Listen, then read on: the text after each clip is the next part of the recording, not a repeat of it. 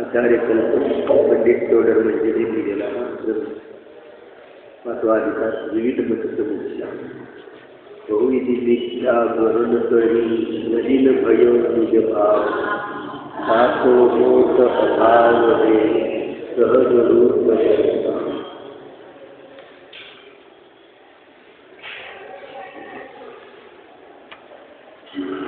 श्वेतांबर मछलीचा त्याच्यामध्ये श्वेतांबर आहे ते देवाचं स्वरूप अन्यथा मानतात. म्हणजे वास्तविक देवाचं स्वरूप कसं आहे जे वीतरागी आहे सर्वज्ञ आहे. वीतरागता म्हणजे सर्व दोषाने रहितपणा.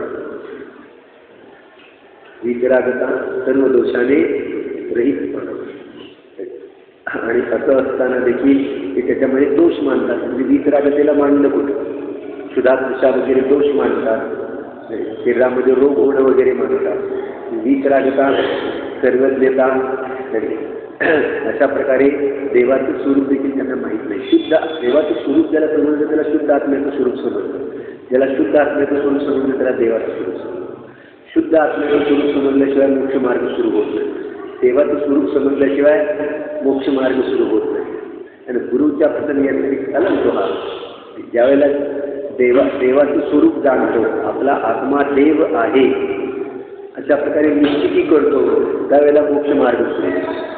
त्या ठिकाणी खऱ्या देवगुरु शास्त्राचं स्वरूप त्यांना माहीत नाही. देवाच्या स्वरूपामध्ये विपरीत कल्पित नाना प्रकारच्या कल्पना करतात. जिथं देवशास्त्र गुरुचा पण पत्ता नाही. अंगणात देखील नाही. घरात फिरण्याची गोष्ट फार दूर. तर पहिले देवशास्त्र गुरुच्या स्वरूपाची निश्चिती करणं आवश्यक आहे. त्याच्यामध्ये उत्तर द्यायचो नंबर 152 गुरुपासून चाललंय का.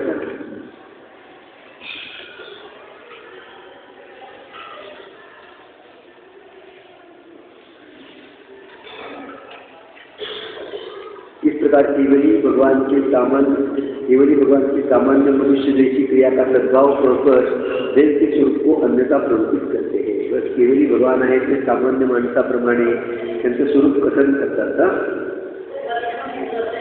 झालं राहिलं. हाँ तथा हट में समोशन मुद्रा कह रहे तो इंद्रपुत्र समोशन हट में किस प्रकार रहेगा. त्या झोपडीमध्ये समोशन उतरलं, कुंभाराच्या दुकानामध्ये समोशन उतरलं. अशा प्रकारे महावीरांचं समोशन घराघरातून जाऊन प्रचार करत. समोशन कसं गेलं घराघरातून वगैरे अशा प्रकारे. तर हातमे म्हणजे झोपडीमध्ये समोशन उतरलं तर इंद्रपुत्र समोशन झोपडीमध्ये कसं गेलं. इतनी रचना का समावेश वहाँ कैसे होगा. एवढ्या मोठ्या रचनेचं त्या ठिकाणी समावेश कसा झाला झोपडीमध्ये. तथा हाथ में किससे रहे या इंद्र हाथ जैसी रचना करने में भी समर्थ नहीं है जिससे हट का आश्रय लेना पडे. अनेक म्हणजे प्रश्न अशा ठिकाणी. त्याच्यामध्ये कुंभाराच्या दुकानामध्ये तुमचं समोशन गेलं आणि त्याला त्यांनी उपदेश दिला. अशा प्रकारे तथा कहते हैं कि केवली उपदेश देने के लिए गए तो घर जाकर उपदेश देना अतिराग से होता है और वह बुद्धि के भी संभव नहीं है. केवली भगवान उपदेश देण्यासाठी गेले तर घरी जाऊन उपदेश ते अतिरागाशिवाय शक्य नाही. आणि ते मुनींना देखील शक्य नाही. केवली भगवान ते तर वीतरागी आहे वो मुनि के भी संभव नहीं है तो केवली के कैसे होगा. इसी प्रकार वहाँ अनेक विपरीतता प्ररूपित करते हैं. केवली शुद्ध केवल ज्ञान दर्शन में रागादि रहित हुए हैं उनके घाती कर्म अघाती उनके उदय से संबंधित क्रिया होती कोई होती है, परंतु उनके महादिक का अभाव हुआ है। पर केवलीचं शुद्ध स्वरूप कसं आहे? केवली शुद्ध केवल ज्ञान दर्शनमय रागादी रहित है। केवली कसे आहे? शुद्ध ज्ञान दर्शनमयी, आपल्या शुद्ध ज्ञान दर्शनमयी आपणाची श्रद्धा, रागादी रहित स्वभावाची श्रद्धा हे सम्यक दर्शन आहे। आपल्या स्वभावाचा आपला स्वभाव देखील कसा आहे? केवली प्रमाणे ज्ञान दर्शनमयी आहे, रागरहित आहे। अशा प्रकारे प्रती करेल, अनुभवन करेल तर त्याला केवली भगवंताची श्रद्धा। आपल्या स्वभावाचा जर केवली भगवंताच्या स्वभावाची श्रद्धा म्हणजे आपल्या ज्ञानामध्ये की आपलं स्वरूप देखील कसं आहे, आपण केव्हा पण कसे आहोत? रागादी मन दोषाने रहित आहोत। रागादी आहे ते वरच्यावर करणारे भाव आहे। आपला स्वभाव कसा आहे? ज्ञान दर्शनमयी शुद्ध आहे। अशा प्रकारे ज्याने हा स्वभाव पर्यायामध्ये प्रगट केलेला आहे ते केवल भगवान आहे। उनके अघाती उनके हृदय से संभवित क्रिया होती है। त्यांच्या अघाती या कर्माचा तर त्यांनी नाश केलेला आहे। अघाती कर्माच्या उदयामध्ये आयु नाम गोत्र वगैरे आहे ना, अघाती कर्माचं विद्यमान आहे, त्यामुळे संभवित क्रिया होतात, परंतु उनके मोहादिक का अभाव हुआ है। परंतु मोहनीय कर्म आहे ते घातिया कर्मामध्ये आहे, मोहाचा अभाव आहे। शरीराच्या नाना क्रिया होत आहेत त्या ठिकाणी, जसे औदैहिक असतील त्याप्रमाणे औदैहिक क्रिया कुठल्या गुणस्थानापर्यंत आहे? 14व्या पहिल्या गुणस्थानापासून 14व्या गुणस्थानापर्यंत औदैहिक भाव आहेत ना, औदैहिक क्रिया आहे त्या ठिकाणी। पण औदैहिक भाव आणि ज्ञान भाव याच्यामध्ये भेदज्ञान 4थ्या गुणस्थानातच झालेलं आहे। आपली क्रिया कोणती आणि आपली क्रिया कोणती नाही याचं भेदविज्ञान 4थ्या गुणस्थानामध्ये झालेलं आहे। तो पराच्या क्रियेला आपली क्रिया मानत होत आहेत, औदैहिक क्रिया त्या ठिकाणी। ज्ञानी जीवाला पण नाना प्रकारच्या औदैहिक क्रिया होत आहेत त्या ठिकाणी। पूजन अर्चन करणं, शास्त्र स्वाध्याय करणं, एवढं ते युद्ध खेळणं, विवाहादिक कार्य करणं, 96,000 स्त्रियांशी विवाह करणं, हे औदैहिक क्रिया ज्ञानीला पण होत आहे, परंतु ते त्याला आपलं स्वरूप मानत नाही। हे औदैहिक भाव आहे, ज्ञान भाव आणि औदैहिक भाव याच्यामध्ये 2 तुकडे झालेले आहेत ज्ञानीचे। ज्ञान भाव आहे तो मी आहे, औदैहिक भाव आहे तो मी नाही। औदैहिक भाव अलग आहे। तर यद्यपि औदैहिक क्रिया आहेत त्या ठिकाणी, परंतु त्या क्षयाला कारण होणाऱ्या आहेत। त्या पुन्हा कशा होणार आहेत? उदयास येतात आणि क्षयाला प्राप्त होतात। केवली भगवंताच्या सर्व क्रिया औदैहिक झालं, 45 गाथा त्या ठिकाणी ती क्षयी म्हणजे त्या नष्ट होण्यासाठी आहे। त्या औदैहिकी आहेत, परंतु त्या नष्ट होण्यासाठी आहेत। काय त्या ठिकाणी काय नाही पुण्यफला अर्हंता, पुण्यफला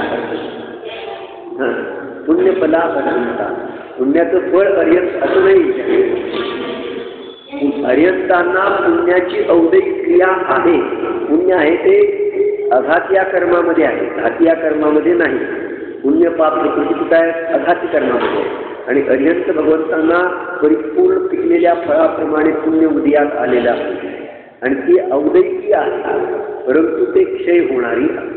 अशा प्रकारचा त्याचा अर्थ आहे। लोक अर्थ करतात पुण्यफला अर्हंता, पुण्याचं फळ अर्हंत। अर्हंतांना परिपक्व फळाप्रमाणे पुण्याचा उदय आहे असं त्या ठिकाणी सांगायचं। आलं लक्षात? पुण्याचं फळ अर्हंत आहे तर इंद्रपद कशाचं फळ आहे मग? ते पण पुण्याचं आहे आणि अर्हंत पद पण पुण्याचं, आणि मग मोक्ष सिद्धावस्था कशाचं फळ आहे? पुण्याचं फळ। एका ह्याचं 2 फळ असू शकत नाही। स्वर्ग प्राप्त होणं, इंद्रपद चक्रवर्ती पद प्राप्त होणं हे पुण्याचं फळ आहे। तीर्थंकर पद प्राप्त होणं हे पुण्याचं फळ आहे। अर्हंत सिद्धावस्था प्राप्त होणं हे शुद्ध उपयोगाचं फळ आहे। दोन्ही अलग अलग आहेत। हा शुद्ध उपयोग जैन धर्माशिवाय अन्यत्र कुठं सापडणार नाही। अलग अलग करते ते पुण्य फळापर्यंत फार तर जाऊ शकते त्या ठिकाणी, परंतु शुद्ध उपयोग हे धर्म आहे तो शुद्ध उपयोगाच्या द्वारे होतो। शुद्ध उपयोगाचं फळ अर्हंत सिद्धावस्था आहे, मोक्ष आहे। पुण्याचं फळ मोक्ष होऊ शकत नाही कदापि, कोणाला तरी होईल, कोणालाच नाही। तीर्थंकर असो, मुनी असो, त्यातून गृहस्थ असो, कोणी असो, पुण्याचं फळ मोक्ष कदापि होऊ शकत नाही। पुण्य रागभाव आहे आणि रागाचं फळ बंधन आहे. पुण्याचं फळ त्या ठिकाणी शुभभाव आहे. शुभभावामुळे अंकुश साधन सामग्री मिळेल त्या ठिकाणी बाह्यता, परंतु मोक्ष प्राप्त होत नाही. मोक्ष आहे शुद्ध उपयोगाचं फळ. अशा शुद्ध उपयोगाला ओळखेल तर त्याला देवाचं स्वरूप समजतं. देव म्हणजे पूर्ण शुद्ध उपयोग वाले असतात. देव कसे असतात? शुद्ध उपयोग वाले.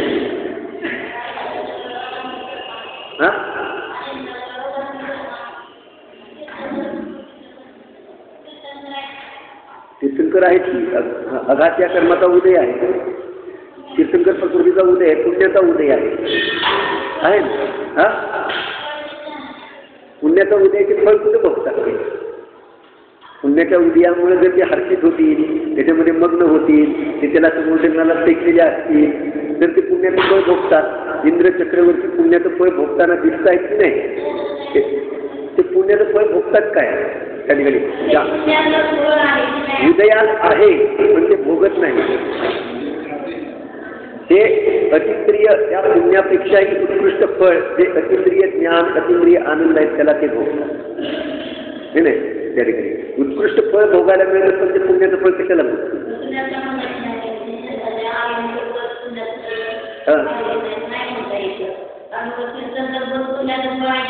नाही तुझं म्हणलं पुण्याचं फळ आहे हृदयामध्ये, परंतु ते क्षय होण्यासाठी आहे, निघून जाण्यासाठी. अर्यंत पद पुण्याचं फळ आहे की नाही असं तुम्हाला म्हणायचं? अर्यंत पद पुण्याचं फळ नाही.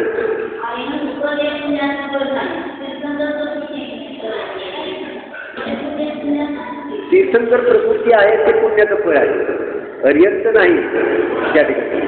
अर्यंत आणि तीर्थंकर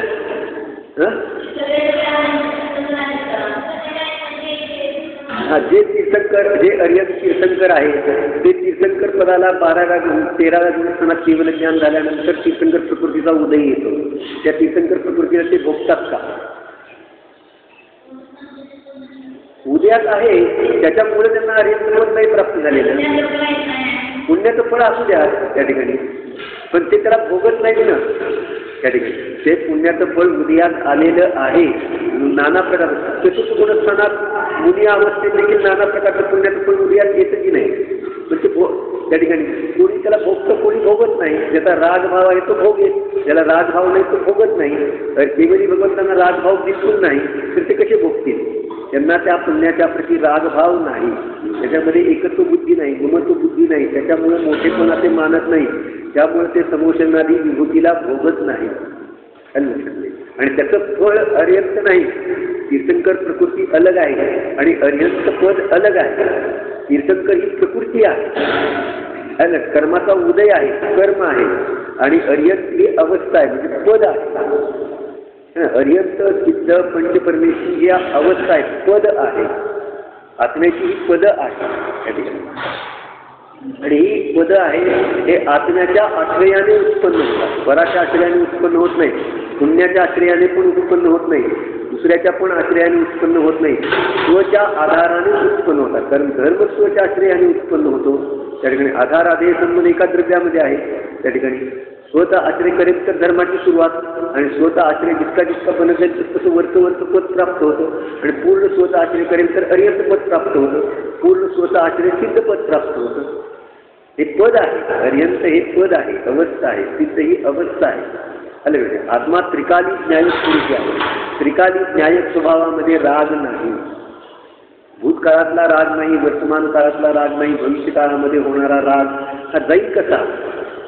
भूतकाळातला राग कसा जाईल, वर्तमान काळातला राग कसा जाईल, भविष्य काळात आत्ता वर्तमान काळामध्ये भविष्य नाही, तो भविष्य काळामध्ये येणारा राग, हे रागभाव आत्म्यातून जातील कसे घालवायचे? समजदारमध्ये जाईल कसे घालवायचे? उपाय काय?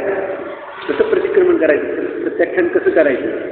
बाहेरून पाठ म्हणला श्वेतांबर म्हणतात तसा त्या ठिकाणी प्रतिक्रमण म्हटलं, प्रत्याख्यान केलं. आपला ज्ञान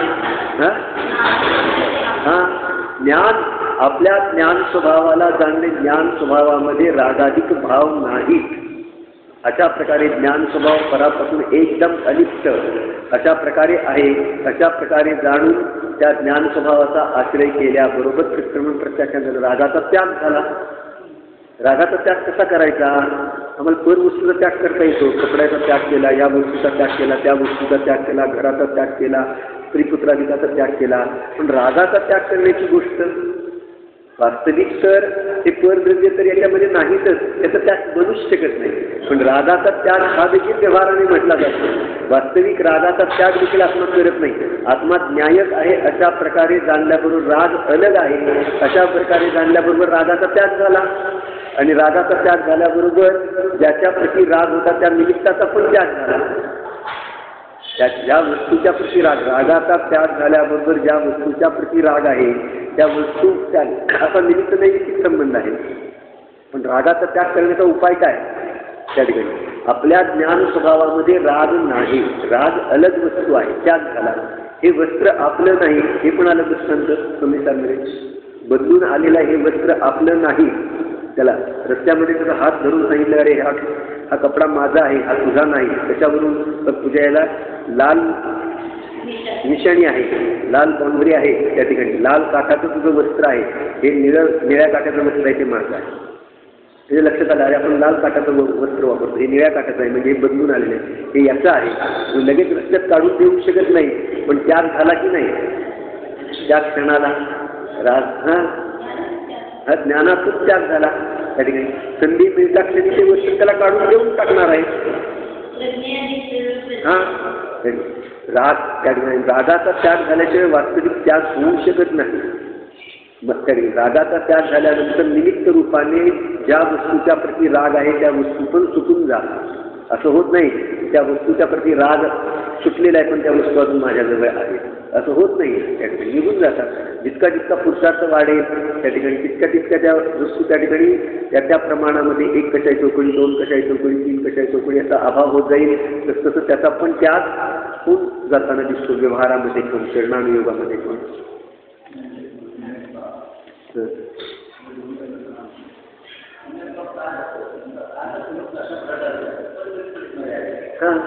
त्याची मर्यादा किती आहे? पुण्य पापांनी ते इंडिकेटर आहे, दाखवत आहे त्या ठिकाणी या जीवाचा पुण्याचा उदय, त्याची मर्यादा किती आहे? ते काय आत्म्यामध्ये शिरतात. पुण्याचा उदय आला म्हणजे आत्मा मोठा झाला आणि पापाचा उदय आला म्हणजे आत्मा लहान झाला. पुण्याच्या उदयामध्ये आत्मा विस्तारित झाला आणि पापाच्या उदयामध्ये संकुचित झाला, असं आहे. आत्मा आहे तेवढाच राहिला ना. लक्ष्मी बडी अधिकार दी बर बड गया क्या बोली. लक्ष्मी वाढली, अधिकार वाढली, आत्मा काय वाढला? लक्ष्मी बडी अधिकार दी बर बड गया क्या बोलिए. परिवार और कुटुंब है क्या वृद्धि कुछ नहीं मानिए. परिवार वाढला, कुटुंब वाढला म्हणजे आत्मा वाढला काय? वृद्धि कुछ नहीं मानिए. संसार का बढ़ना अरे नरदेह की व्यवहार है. नहीं एक क्षण तुझको अरे इसका विवेक विचार आहे. अज्ञानी जीव मानतो पुण्याचा उदयाला मी मोठा झालो, मी वाढलो. त्या ठिकाणी अशा प्रकारे आत्म्यामध्ये काय फरक पडला? पापाचा उदयाला आत्म्यामध्ये काय फरक पडला? दोन्हीमध्ये आत्मा जाणणारा आहे, ज्ञाता दृष्ट आहे. बस भेद विज्ञान करायचं आहे. पुण्याचा उदय पण आहे तो माझ्यापासून भिन्न आहे, जाण्यासाठीच हा आलेला. पापाचा उदय आहे तो पण माझ्या स्वरूपापासून भिन्न आहे, जाण्यासाठीच हा उदयात आलेला आहे. दोन्ही माझं स्वरूप नाही. पुण्य पाप म्हणून तर खेळामध्ये किती महत्वपूर्ण ओळ सांगितली. पुण्य पाप फलमाही हर्षो विलख्यो मत भाई. यह मानुष पर्याय यह पुद्गल परजाय उपजे जिनसे शिरथाई. पुण्य पाप फलमाही हर्षो विलखो मत भाई. तू याच्यामध्ये हर्ष विषाद मानू नको. पुण्य पापाच्या फळामध्ये हर्ष विषाद न मानणं याचं नाव समभाव आहे. समभाव काय हे लोकांना माहीत नाही. समभाव म्हणजे घोडा गाढव एक समजणं, सोनं लोखंड एक समजणं म्हणजे समभाव. समभाव म्हणजे काय? सगळ्याला समान मानणं म्हणजे समभाव. घोडा गाढव एक मानणं, सोनं लोखंड एक मानणं म्हणजे समभाव. असं नाही. जे प्राप्त झालेलं आहे, जे सान्निध्यामध्ये आलेलं आहे त्याच्याप्रती न राग करणं, न द्वेष करणं. सोनं मिळालं तरी हर्षित न होणं, लोखंड मिळालं म्हणून खेदखिन्न न होणं, याचं नाव समभाव आहे. असा समभाव त्याचं नाव धर्म आहे. ही परिस्थिती आणि जो संयोग त्या ठिकाणी जे वातावरण असेल त्याच्यामध्ये राग द्वेष न करणं, हर्षित न होणं आणि खेदखिन्न पण न होणं. कोणी शिव्या दिल्या तरी खेदखिन्न न होणं, कोणी स्तुती केली तरी हर्षित न होणं, याचं नाव समभाव आहे. समभाव कशाचा आहे? शरीर नीट राहिलं तरी हर्षित न होणं आणि शरीर नीट नाही राहिलं तर खेदखिन्न न होणं, याचं नाव समभाव आहे. समभाव कशाचं नाव आहे हे माहीत नाही त्या ठिकाणी. सगळ्याला समान मानणं याचं नाव समभाव नाही त्या ठिकाणी. सर्व परिस्थितीमध्ये त्या ठिकाणी सर्व संयोगामध्ये रागद्वेष न करणं, हर्ष विषाद न करणं याचं नाव समभाव आहे, याचं नाव धर्म. म्हणून तर त्या ठिकाणी सांगितलं की पुण्य पाप फलमाही हर्षो विलक्षो मतभाई यह पुद्गल पर्याय. या सगळ्या पुद्गल पर्याय आहेत. पुण्याच्या पण पर्याय आहेत त्या पुद्गल आहे आणि पापाच्या पर्याय पण आहेत त्या पुद्गल आहे. यह पुद्गल पर्याय उपजे हिनसे क्षीरथाई. त्या उत्पन्न झालेल्या आहेत त्या नाश होण्यासाठी उत्पन्न झाल्या आहेत. थोड्याच वेळात त्या नाश होणार आहेत. त्याच्यामध्ये तू हर्षविषात काय म्हणतो आहे? तू तर त्रिकाली न्यायक स्वभावी आत्मा आहे, त्रिकाल तत्व आहे, सदाकाळ राहणारं अजरमर तत्व आहे. त्याचं लक्ष कर. जे येत आहे आणि निघून जाते, जे क्षणभंगूर आहे त्याचं लक्ष सोड. किती एक ओळ याचं चिंतन केलं तर धर्म प्राप्त होईल. कार्यक्रम कारण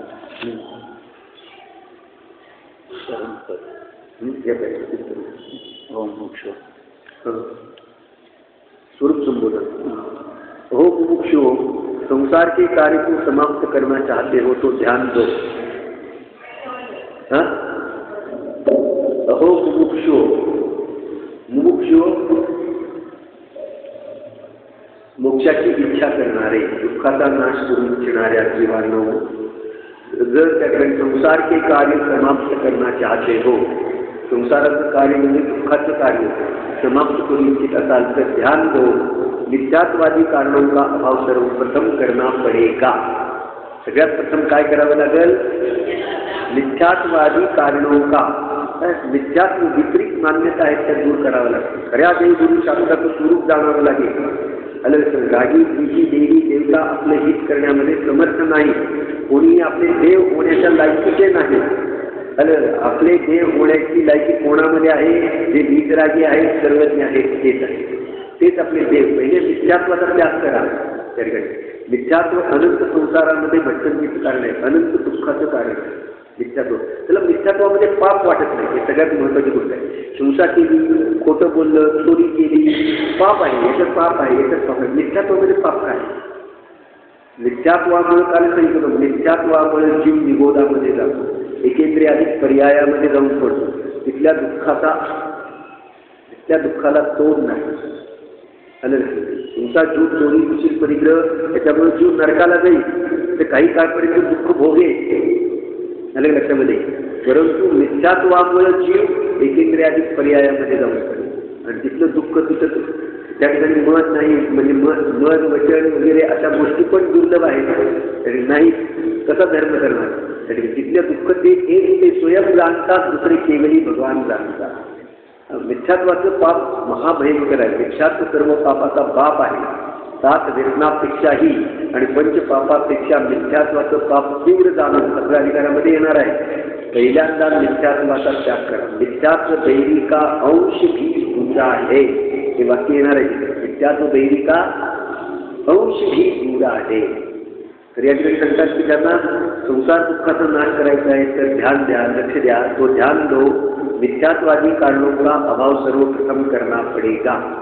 मिथ्यात्वादी कारणाचा सर्वप्रथम अभाव करा. लोक में अन्य प्राणी कार्य तो अच्छा चाहते हैं परंतु कारणों पर ध्यान नहीं देते. सहज भाव से स्वयं विचार करो कि जैसे कार्य श्रेष्ठ हो सकेगा कैसे कार्य श्रेष्ठ हो सकेगा. बघा, अन्य प्राणी आहे तो कार्य तर चांगलं इच्छितो,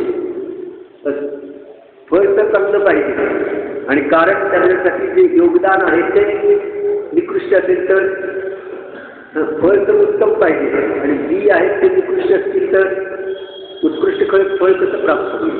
सहज भावाने विचार करा, कैसे कार्य श्रेष्ठ होऊ शकेगा, कसं कार्य श्रेष्ठ होऊ शकेल, श्रेष्ठ कार्याची सिद्धी कशी होऊ शकेल.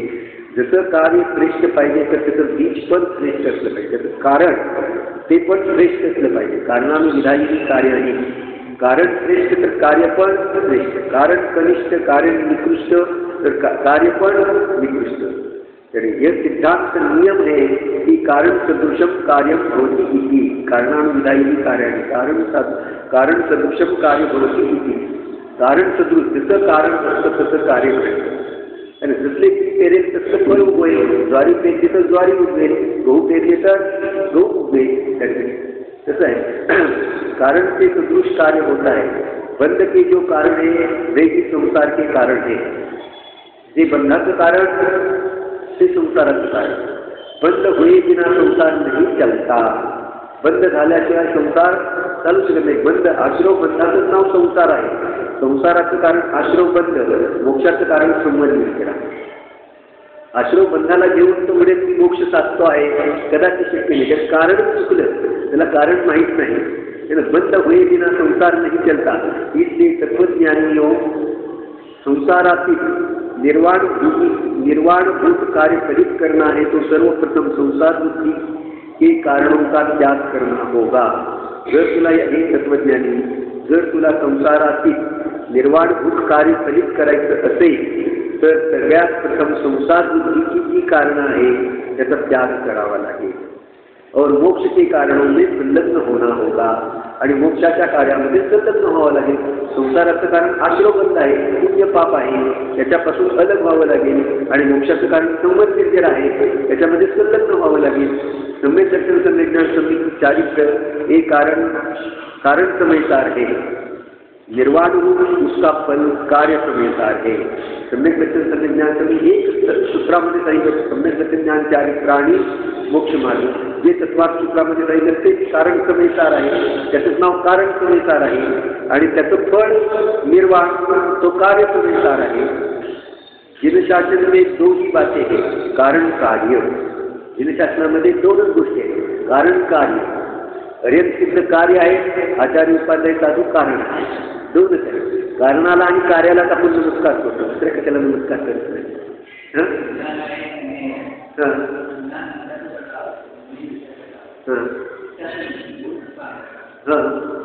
दोनच आहे का? बरोबर. ज्ञान आणि ज्ञेय त्याच्यामध्ये पण बसवलं. बरोबर. ज्ञान आणि ज्ञेय भिन्न आहेत आणि ज्ञान भिन्न आहे. ज्ञान आपल्या ज्ञानामध्ये लावेल तर मोक्ष होईल, ज्ञान ज्ञेयामध्ये लावेल तर संसार होईल. ज्ञान अंतर्मुख करेल तर मोक्ष होईल, ज्ञान बहिर्मुख करेल तर संसार होईल. दोनच आहेत त्याच्याकडे. जसं कार्य कारण तसं कार्य.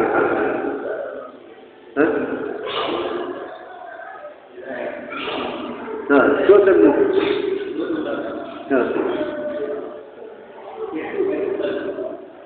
दोन नंबर आहे. हेतू आणि फळ. जसं कारण हेतू तसं फळ. कारण समयसार कार्य समयसार. कारण समयसार काय आहे? सम्यक दर्शन ज्ञान चारित्र्याची पर्याय कारण समयसार आणि कार्य समयसार पर्यायामध्ये मोक्ष प्रगट होणं. कारण समयसार पर्याय नाही.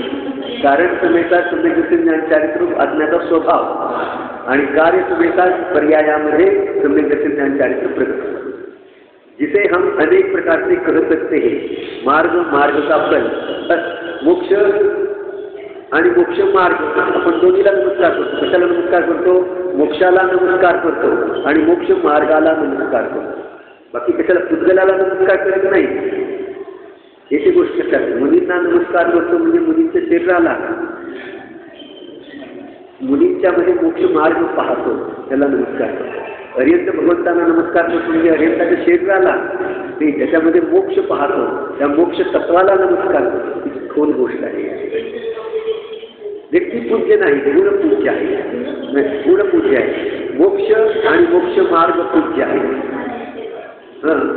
गुणपूज्य आहे. मार्ग आणि मार्गफळ हे पूज्य आहे. मार्गफळ अत्यंत सिद्ध आहे आणि मार्ग आचार्य उपाध्याय साधू आहे. मार्ग आणि मार्गफळ आपल्या ज्ञानामध्ये आल्याशिवाय पूज्यता काय आणि अपूज्यता काय कशी करणार? कशाला आपण कशाची पूजा करतो? कोणाची पूजा करायला आलो? आपण मोक्षाची पूजा करायला आलो, मोक्ष मार्गाची पूजा करायला आलो. त्या ठिकाणी हा मोक्ष कसा आहे, त्याचं स्वरूप कसं आहे, त्याचं अनुभवन करणं तर ती मोक्षाची पूजा सार्थकी करेल. पंचरत्नासारख्या पाच रत्नासारख्या 5 गाथा सगळा सार आला त्याच्यामध्ये. संसार आणि संसाराची कार्य, मोक्ष आणि मोक्षाची कार्य आणि त्याचं फळ. अशा प्रकारे संसार दुःखरूप त्याचं कारण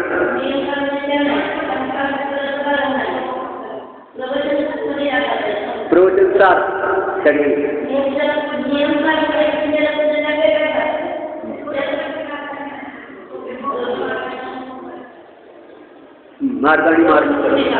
मार्ग आणि मार्गफल त्यामध्ये पण दाखवले. नियम सार आहे ना, नियमाने करण्यायोग्य. नियमाने काय आहे? नियमाने करण्यायोग्य काय आहे? नियमाने करण्यायोग्य काय आहे? नियमाने जेवण खाण तरी वेळेवर करता का? नाही. नियमाने दुकानदारी नियमाने करण्यायोग्य संवेदनशील ज्ञान चारित्र्य. नियमेन यम कज्जम. नियमाने करण्यायोग्य कार्य संवेदनशील ज्ञान चारित्र्य. नियमाने करा तर ते निश्चित प्राप्त होईल. वेळच्या वेळेला करा त्या ठिकाणी निश्चितपणे प्राप्त होईल. त्या ठिकाणी तो वेळ त्याच्यासाठी. नियमाने करण्यामध्ये त्यावेळेस त्या ठिकाणी त्याच्याप्रती अधिक भक्ती आहे. आपला उपयोग अधिक लागतो. किती वाजले? 8 वाजले. 8 वाजता आपल्याला हे वाचायचं आहे, हे आपल्याला म्हणायचं आहे, हे सामायिक करायचं आहे. त्या ठिकाणी नियमाने हा वेळ आपल्यासाठी त्या ठिकाणी म्हणजे तितका राग तुटत जातो. अशी सवय आपल्या मुलांना पण लावा. बघा तुम्ही 9 वाजता रोज त्यांना घेऊन जर तुम्ही एखादं स्तोत्र वगैरे शिकवत असाल तर ते 9 वाजता बरोबर तुमच्याबरोबर येऊन बसणार. त्या ठिकाणी तुम्ही म्हणताल मला सवड नाही, आता जाऊ दे, मला कंटाळा आलाय, ते येऊन बसणार. त्या ठिकाणी अशी सवय लावा मुलांना. आणि असं झालं पाहिजे की आपली मुलं आपण जसं चालतो त्याप्रमाणे घड्याळ चाललं पाहिजे. आलं लक्षात? वेळेची किंमत समजली, समय आहे ना तरी, आणि परिणाम सगळ्यात महत्त्वाचे परिणाम. एक समयाचे परिणाम कुठं नेऊन ठेवतात या जीवाला. झालं सांगितलं त्या ठिकाणी. रिपायन मुनी त्याचे सुंदर दृष्टांत आहेत. रिपायन मुनी आहेत, त्याने द्वारका नगरी जाळली ना. कोणी जाळली? रिपायन मुनीने. त्यांच्या निमित्तात जळली. त्यांनी जाळली नाही. कोण कोणाला जाळू शकतो? त्या ठिकाणी त्यांच्या निमित्तात द्वारका नगरी जळली. त्या ठिकाणी त्या द्विपायन मुनींना तपश्चर्येच्या प्रभावाने बुद्धिसाह्य झाल्या होत्या आणि त्यांना सर्वात सिद्धीचा बंद झाला होता. इतक्या वर्षभर 33 सागराचा बंद आलं. आणि ज्या वेळेला क्रोध आला त्या ठिकाणी त्यावेळेला तो बंद त्या ठिकाणी त्यांच्या काठीतून आयुचा घात अपवर्तन झालं. त्या ठिकाणी संक्रमण नाही, अपवर्तन कमी झालं. 33 सागराचं बांधलेलं आयुष्य घटत आलं किती? 10,000 वर्षावर. आणि 10,000 वर्षांमध्ये तो गेला अग्निकुमार जातीच्या गंतर देवामध्ये. देव दुर्गती त्याला म्हणतात. देवामध्ये उत्पन्न झाला पण दुर्गती त्या ठिकाणी खालच्या जातीच्या देवामध्ये उत्पन्न झाला. सर्वात स्थितीमध्ये उत्पन्न झाला तर एक भवामध्ये मोक्षाला गेला. हॅलो. पण देवगतीला आधी बंद झालेला होता म्हणून त्या ठिकाणी तो देवागतीमध्ये गेला. आधी जर बंद झाला नसता आणि असे क्रोध परिणाम आले असते तर नरकाला गेला. आलं अशी परिस्थिती. तसं श्रेणिक राजाचं आहे. आधी 33 सागराचा नरकाचा बंद बांधला, त्याच्या विरुद्ध आहे. एवढं पाप भाव केले आणि पुन्हा त्याच्याबद्दल पश्चाताप झाला. पुन्हा आयुष्य संपतेपर्यंत पश्चाताप. आयुष्य संपतेपर्यंत बंद घटत गेला त्या ठिकाणी. आणि काय झालं त्या ठिकाणी?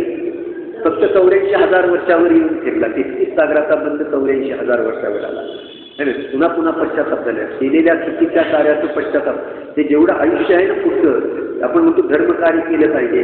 जितक्या काळपर्यंत मुनिराज देखील संलेखना घेण्याची घाई करत नाही तेवढ्यासाठी. जितक्या काळपर्यंत अधिक स्थिरता करता येईल, संयमामध्ये राहता येईल, तितकं त्याची प्रगती होणार आहे ना त्या ठिकाणी. पुन्हा एकदा देवगतीमध्ये गेल्यानंतर तो खाली येणार. 7वीतून 4थीत येऊन बसावं लागणार त्याला. या ठिकाणी जिनमार्ग में 2 ही बातें हैं, कारण और कार्य. मार्ग आणि मार्गफल. आणि अनेक प्रकाराने हे समजू शकतो. मार्ग आणि मार्गफल, कारण आणि कार्य. म्हणजे आपण नमस्कार कोणाला करतो? कारणाला आणि कार्याला नमस्कार करतो. मार्गाला आणि मार्गफलाला, मोक्ष मार्गाला आणि मोक्षाला नमस्कार करतो. आचार्य कुंद स्वामी ने नियमसार ग्रंथ में कारण कार्य भाव को मार्ग एवं मार्गफल सहकर समजाया है. मार्ग आणि मार्गफल म्हणून त्या ठिकाणी समजावलेलं